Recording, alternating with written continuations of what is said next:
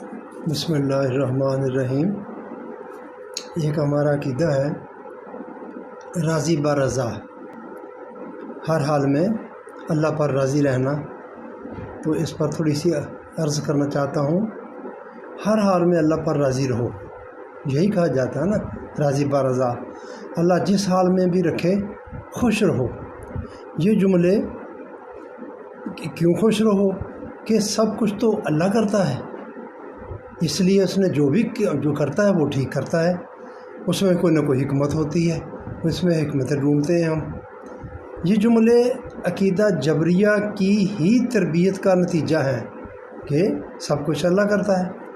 ہوش اربا مہنگائی ہے اور بڑھتی جا رہی ہے، مگر خوش رہو، اللہ پر راضی رہو۔ بجلی کے بل عام آدمی کی پہنچ سے باہر ہوتے جا رہے ہیں، ان کا بڑھنا کوئی رک نہیں گیا۔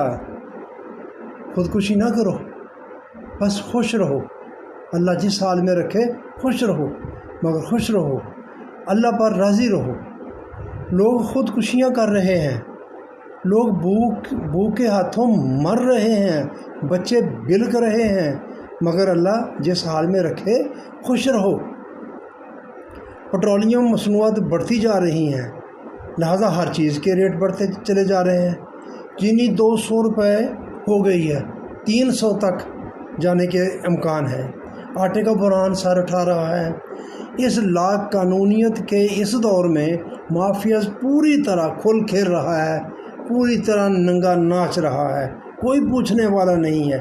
مگر مولوی کا سبق ہے کہ راضی برضا رہیں، اللہ پر خوش رہیں، اللہ جس حال میں رکھے خوش رہو۔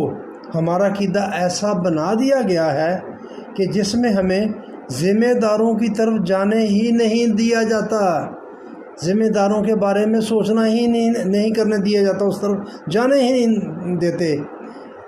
کس ذمہ دار کسے ٹھہراتے ہیں؟ یہ غور کرنے کی بات ہے۔ ہم کسے ذمہ دار ٹھہراتے ہیں؟ اللہ کو۔ ہم کسے ذمہ دار ٹھہراتے ہیں؟ اللہ کو، مگر یہ بات مانتے نہیں ہیں۔